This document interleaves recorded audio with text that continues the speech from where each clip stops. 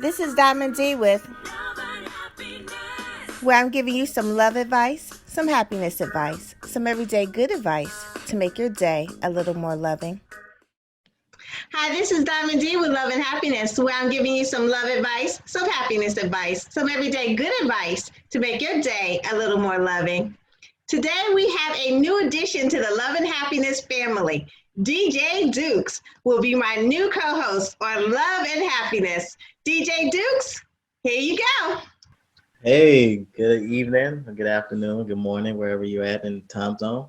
My name is DJ Duke. I am happy to be, well, not more, I'm more than happy to be Love and Happiness. And I've been a DJ for 7 years now, mostly doing weddings for the past the past 2 years. I also produce music. You can check me out on my SoundCloud at www.soundcloud.com/babymonster with an I -1. Welcome, DJ Dukes, to the Love and Happiness family. And our Love and Happiness expert of the day is Remisha Jones. Remisha Jones has over 15 years serving children and families in the states of North Carolina and Georgia. Ms. Jones graduated from Clark Atlanta University with a Bachelor's of Art in Political Science and obtained 2 master's degrees from North Carolina Central University in Criminal Justice and Social Work. Ms. Jones has helped many people learn to invest and use their money more wisely before and during the COVID-19 pandemic. In 2015, Ms. Jones became a certified financial social worker and embraces the motto that if one has positive thoughts, you can do anything in life and accomplish any goal. Thank you, Ms. Jones, for being on the show. Thank you. Thank you so much. Thank you for you guys having me to be here today. I'm honored and it's a pleasure to be here. All right, awesome. All right, Miss Jones. In the sense of money matters, that was on your website that I recently read. Can you elaborate more on that title of Money Matters and why does it actually matter? Absolutely. Absolutely. Money Matters is a concept that I developed. I am a social worker by profession, and I also am certified as a certified financial social worker, which means I received a certification, to learn more about money, the impact that emotions and feelings have, and how it impacts that relationship with money. So what I did, I tied in my professional qualifications in with my personal life and something that I wanted to do and with therapy. And I began doing Money Matters because I saw a disparity amongst African Americans, with us making good decisions regarding finances, regarding money, and the reason why we're doing what we're doing, why we're spending, why some of us is not growing and opportunities are not coming our way because of some of the poor decisions that we've made. And also because we haven't been invited to that table to talk about financial resources. So Money Matters, it came about that way because I do financial workshops. Like I said, I started out with kids. I've done adults. I've done some businesses. I've done some individual consulting with families and with individuals to help them meet their financial goals. Some are small, some are big, some are large. So for me, Money Matters came about because I wanted to empower the African American community and give them some educational resources that sometimes we don't have because money does matter. And money impacts it impacts a number of things in our lives. And so I didn't want that to go kind of downplayed or us to not dwell on it. But I want my family, which is the African American community, to be educated more about money because it does matter. Now, you mentioned that you did work with children on money strategies. What are the best lessons that you have taught and shared with adolescents or youth to try to make them become more money savvy? Gotcha. Thank you for that question. Kids are very interesting. I absolutely love working with kids. I love working with adults too, but kids are way more smarter than what we give them kind of respect for and honor to. So what I've taught some kids and dealt with is making good decisions even with basic things. So I created games like The Price is Right or Money Matters Jeopardy, which I asked them questions about savings, about spending, the different types of credit cards or the different types of money, just to see if they know some of the things I would consider basic and those things have spurred up some little intelligence with them and made them excited to learn more about money and about saving. So I've started this little actually event that I do with kids sometimes, in which they save, and who helps save the most money in this jar actually win a prize. And that kind of sparked the conversation. I want to save, I want to save, I want to be the winner. Money matters. And one of the key things I always try to focus on with most of the kids, to understand the difference between a need and a want.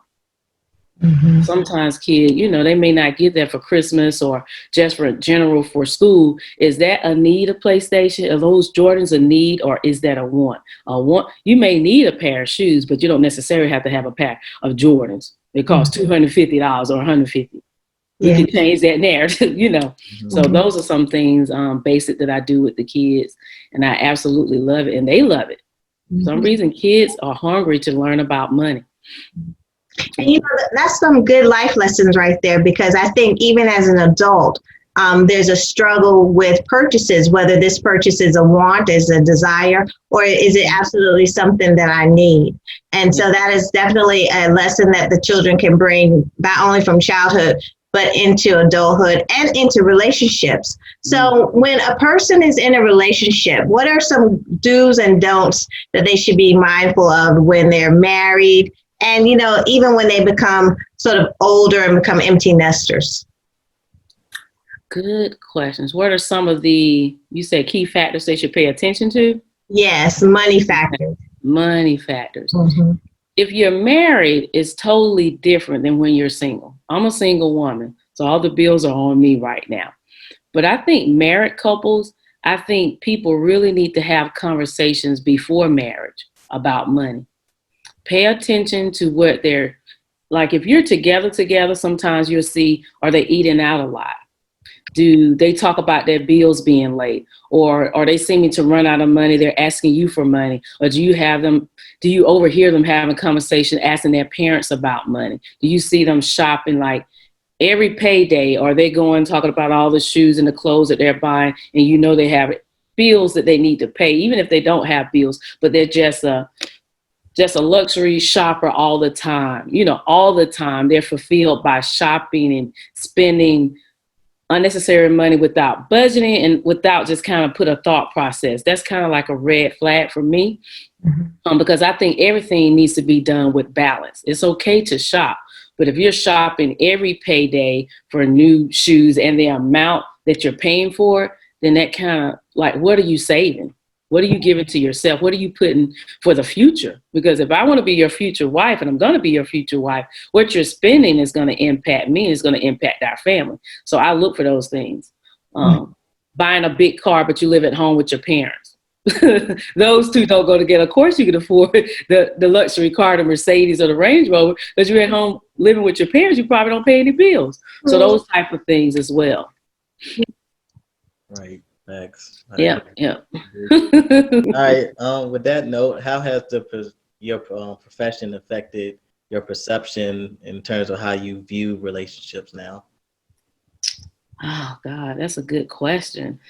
I tend to think that my profession doesn't necessarily impact my personal life, but I think it does unintentionally, because I'm analytical and I'm critical, but not to the point that, I'm judgmental towards people. But I try to pay attention to triggers. I try to be mindful, but also try to be considerate with individuals, where they are and why they're making the decision that they're making and things of that nature. But I'm not here to force anyone to do anything they don't want to do financially. You can kind of tell how people walk and the way they talk and how they're sharing details with you and what they're doing with their friends, and if they're traveling, enjoying life, living a balanced life. And I talk about this in some of my workshops too, in some of my radio show. Actually, I talk about the 5 F's. There are some things that's really important in your life, and those 5 F's explain it all. And not all those are finances. Finances is the last thing you talk about. When we talk about fun, we talk about faith, you talk about your family, your friends, finances, and fun. So I look at life in that way when I look at an individual. Do they have a balance and all of those things. Because if you're saving and you don't spend any time with your family and you just saving, not investing, is that really a whole life? Is that a grounded life? You just gotta have balance. Mm-hmm. Mm-hmm. And share those 5 F's again and how you incorporate that in your dating. That's family. Mm-hmm. That first. Well, actually, it's faith. It was faith, family, because after God, there's family. Mm-hmm. You got to have something that drives you bigger than yourself. My family, my friends, I consider my family. Anyway, then fun, and then your finances. Mm-hmm. Even though finances is listed last, it's not necessarily last, because to me, if you have everything, your house in order, your foundation, for me, your religious beliefs and whoever that is that you believe in, I think everything else can kind of follow, because you're going to have some balance. Your family, you should be able to spend time and invest time with your family, share some memories, going out together, cookouts, taking trips, just spending time together, not neglecting them and neglecting yourself. Your friends, the same thing. You have to give everything some type of consistent, commitment. It takes commitment for that, to be friends. And especially if you're married, you got to balance your life out to create time and space for the people that you love and the things that you love. Then fun. You want to have a good time and be able to laugh. And sometimes you're going to shop and kick back, and you may spend, but you do it within a certain means, and you plan for that, and make sure it makes sense for you. And then your finances. You have to make sure your finances together, because you probably won't be able to have fun. I told someone else that if your finances not together, you're going to enjoy for the moment, but you're going to come back home miserable. Mm-hmm. Who wants to do that? Yeah. I'm not going to do it. I've been there and I've done that before in the past, and it's not a good feeling. It's not at all. So, but I do try to incorporate that into my life. I try to live a balanced life. Everything is not about finances and money, but I do make sure that my finances are in place. And I think I'm able to enjoy my family, my friends, and fun, because I try to manage my finances well. My faith keeps me driven, because I know where my help comes from. My self-worth is not based upon how much I have in my account. That's for no one. You're not a bad person. You're not less than someone else because you're not where you want to be financially. But I think your faith should guide you in a better way to be a good steward of what you do have, so you can bless others. One question that I have is, what's the best way you feel to handle like financial pressure, in terms of maybe you're a new couple, you finally live together, and you're starting to go through financial woes, and the pressure start to intensify in terms of how you talk to your spouse and things. What's like any sound advice to give, especially to young couples that be moving to this next step, to try to mediate the emotions that come out of being financially like in a bind? Wow, that's a great question. I think it starts with people understanding where they are and where their mate is. And I think it starts before you get married. Don't wait to have a conversation about money and finances until you get married, because I think you're setting your own self up for failure, because you really don't know what their beliefs are, what their studies are, what their practices are, what they've been through, their mental state, and their relationship with money. Start to have a conversation and pay attention, and also be open. Look at where they currently are and where you can see them in the future, but also knowing, can I accept them where they are? If no changes are made, this is what you're signing up for. And if you are married, I think being honest upfront and having a conversation about it. It feels uncomfortable, but being broke is also uncomfortable. Filing for bankrupt is very uncomfortable. I'm quite sure. Being on the street is very uncomfortable. I think people have to be honest, open, and do it in a way is calm, and not in a way where it comes out of a fight. Don't wait till a fight happens and then we talk about money or conversation. Like, the problem probably started before the fight or the argument. Have honest conversation and set goals that work for you and your mate. It doesn't have to look like Remisha Jones and family, but make sure it fits for your lifestyle and it fits for your family, and you guys can agree with it. Good deal. Good deal. I know you talked about how couples need to work together. And I know that nowadays couples are getting involved in investment clubs and I see a lot of talk about different investment groups on social media. Could you explain a couple of the investment clubs that you're familiar with and whether they're effective and helpful in trying to grow your portfolio or not? I would say not really a expert in all of that with the different groups. There are some different groups, investment groups. There are groups that are for real estate interest individuals. There are groups where people learn about stocks. I will always encourage people to do your research. Do your research before, kind of joining, especially if it costs you a fee. But there's a lot of free knowledge that's out there, specifically Instagram, specifically YouTube. They can educate you about some of the topics and about investment. I don't think it's a bad thing to join a group, but make sure you have a credible person, I think, that you can relate to, that you trust before joining the group. Because you don't know what their platform is, their reason for doing it, where are they going, where some of their goals are, and things of that nature. But I don't think it's necessarily a bad thing. I think having like-minded individuals is really great. Like, I'm in a couple of groups, mentor groups that I'm actually in. It's not about investing, but it's actually investing in myself. But I do know there's real estate groups you can be a part of. You learn a lot. If you join them, get your education first before you do anything else, and do your research. According to Money Habitudes, it says money is, of course, the number one cause of arguments amongst U.S. couples. Do you agree with this statistic, and how come? Wow. That's a tough one. Once again, sometimes it's just hard to deny the truth. I've done research probably, it was this year in June, I did more recent research because I research, topics and things that I'm passionate about.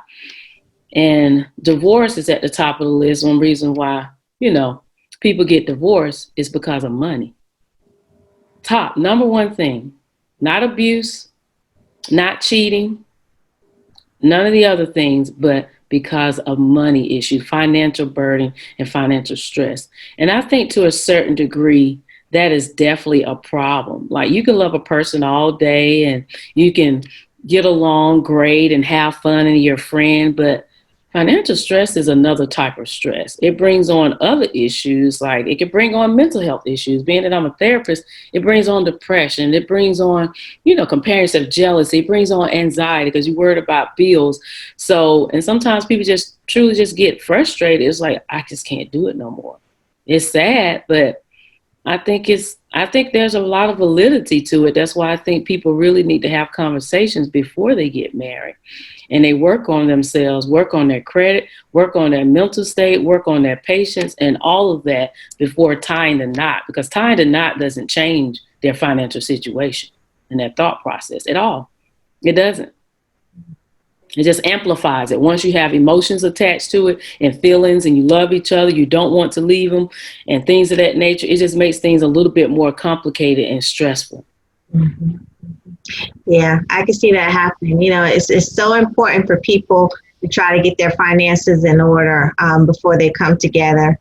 In any type of long-term committed relationship, where they cohabitate or where they marry, it's very important to make sure that not only do you disclose your debt and your liabilities, but you're also honest with the assets that you have during your professional career. So with that said, what do you normally recommend when couples are first getting married? Do you recommend that they purchase a home prior to getting married?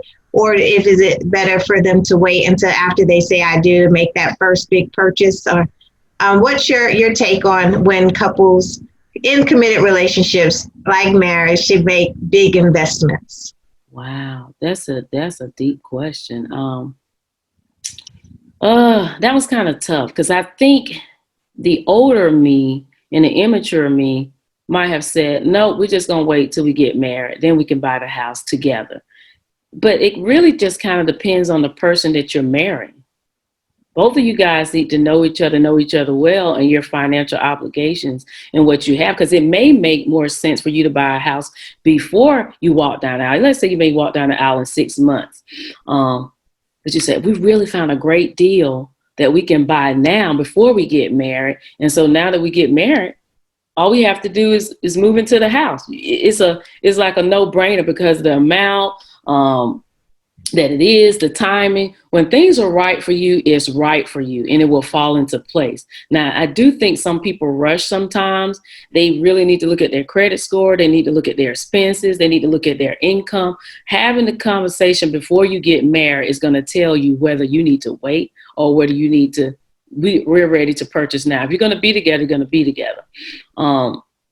Me, I don't know how that's going to work in the future for me and my husband. If I have a house and he has a house, then that's a conversation we'll have to have. Or we're going to keep both and rent them out, or we're going to keep one and rent them out to someone and then buy one on our own. Because I know me, but I don't know my husband and what his thoughts are. You got to do what truly is going to work for you. But financially, you need to look where you stand first individually and then collectively. And then you can kind of make that purchase. You got to plan ahead. But I know some people that haven't gotten married that purchased a house and they're doing fine because everything was lined up financially for them. Yeah, plan ahead. I agree with you 100%. Mm-hmm. All right, here's a question. Of course, this is off from your motto. If one has positive thoughts, you can do anything in life and accomplish any goal. So with that positive mindset, if you reflected on all the goals that you have accomplished and I guess to strengthen that motto, how did that make you feel just hearing it again and, you know, how it's made you like be where you are today? Man, it's absolutely, when I say it's everything, it's absolutely everything to me. I believe in that mantra with everything, like the life of me. I would tell you that. Positive thoughts, like I've told people in the past, Positive Thoughts was the name of a mental health agency that I started back in like 2007, 2009. It was derived from me after working at jobs and, you know, going through different things in employment. I said, what can I name this? What can I name this? I want to inspire others. I always want to be positive and impacting people and empower people in such a way. And I said, well, what can you do? What does your life look like? What can you really say that's going to make sense and stand out? And Positive Thoughts was something that came up. I thought about it, prayed about it. I said, wow, positive thoughts. Because I would not truly be where I am today without positive thoughts. Just my background, my upbringing. Growing up, first generation for a lot of things. First generation to go to college, first generation grad, first generation Greek, first generation to buy my house. There's a lot of first things, and I had to press through a lot of those, you know, negative generational curses. I had to think outside the box and to be very positive. No matter if someone said no, I had to keep pressing. No matter what it looked like, I had to keep going. So I was fighting against my own thoughts. And I said, if you believe it, it's going to happen. Don't worry about what nobody else thinks, no matter what it sounds like, what it looks like. But having positive thoughts creates the atmosphere that you want to be in. Each and every day, you wake up positive, think positive, move positive, breathe positive, hang around positive people, positive things are going to happen. It doesn't mean adversity won't come. I've seen adversity, but I changed that adversity into something totally else, to something different. Like you can't be bothered by it. Positive thoughts is everything. I would never let that name go because it truly is embedded in me. It's who I am. And if people know that and really believe that, it can truly change your whole life. Because it changed mine. It changed mine. I agree completely. I'm definitely a person that's always down for positivity and just having that thought process immediately without thinking something negative can avoid so many thoughts to your brain that don't even help you beat the challenge that's ahead of you, just hold you back. So Absolutely. How can our viewers get in contact with you? Yes, indeed. Yes, indeed. People can find me on Facebook. That's Remisha Jones. That's capital Remisha, last name Jones, Jones. You can also find me and follow me on Instagram. That's at Remisha J. That's lowercase Remishaj. I'm there. Follow me. Great content, and you can share. Perfect. DJ Dukes, any last thoughts? Any last thoughts? This has been an honor to be your co-host, and hopefully, I'm looking forward to the next episode. Thank you, Remisha, for all your insight. I've definitely learned a lot, especially as a business person myself, trying to get my finances in order at the level that I want to. And this has really been great. Like great information. Absolutely. Thank you. Awesome. Yeah, thank you, DJ Dukes, and thank you, Miss Jones. And for my viewers, let me leave you with this quote from Mia Hamm. She says, failure happens all the time. It happens every day in practice, but what makes you better is how you react to it. I'm Diamond D with Love and Happiness, reminding you that God loves you.